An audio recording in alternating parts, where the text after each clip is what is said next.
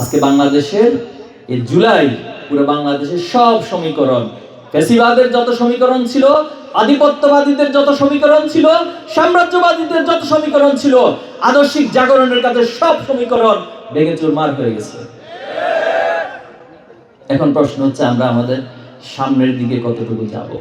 সামনের দিকে যখন আমরা অগ্রসর হচ্ছি, আবার সে আমাদের পিছন থেকে টেনে ধরার মানসিকতা কিছু মানুষকে দেখা যাচ্ছে। তাদের জন্য দুর্ভাগ্য, তাদের জন্য আফসোস হয়। তারা ফিরাউনের ইতিহাস হয়তো অনেক আগে পড়েছে, সেটা অনেক আগে ঘটেছে, সেটা ভুলে যেতে পারে।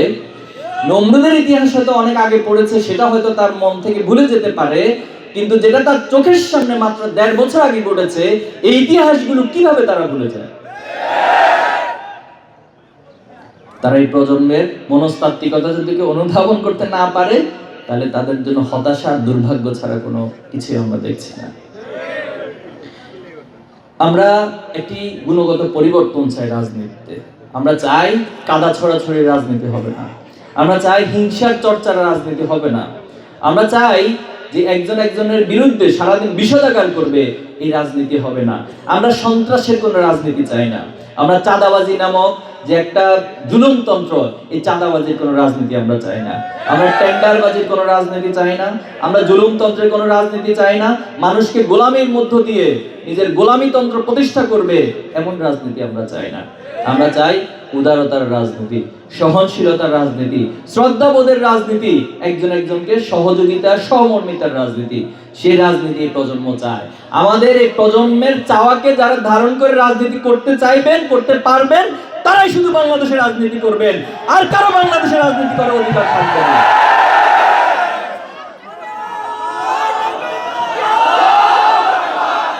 এই প্রজন্ম যে আদর্শিক জাগরণের মধ্য দিয়ে বাংলাদেশে বিনির্মাণ করতে চায়, আমি সবাইকে আহ্বান করব তার সাথে একাত্মতা পোষণ। আমরা কোনো ব্যক্তি বা দলের বিরুদ্ধে না।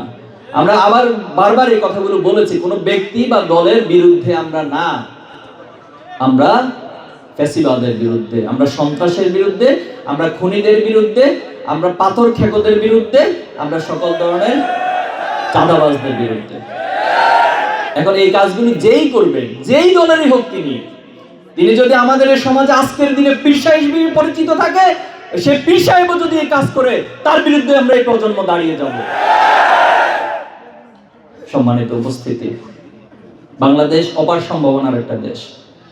এই দেশকে লুটে পুটে এমন ভাবে নষ্ট করা হয়েছে বিগত সময়ে দুর্নীতির মধ্য দিয়ে। এই বাংলাদেশ যতটুকু সামনে যায়, তার চেয়ে বেশি দূর তাকে পিছিয়ে নেওয়া হয়েছে।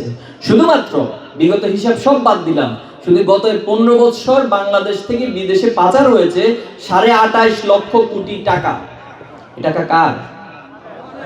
এই টাকা আপনার, আমার বাবার, আমার ভাইয়ের, আমার সেই রিক্সা চালকের যে সারাদিন রিক্সা চালায়, এরপর হচ্ছে সেই শ্রমিকের যে সারাদিন খাটুনি করে তার রক্ত, তার শ্রমকে, তার ঘামকে শুকিয়ে যে টাকা উপার্জন করে, সব টাকা তারা আমাদের এই দেশে জুলুমতন্ত্র কায়েম করেছিল, নেতৃত্বের আসনগুলো নিয়েছিল, নিয়ে আমাদের সব কিছুকে লুটে পুটে খেয়েছে।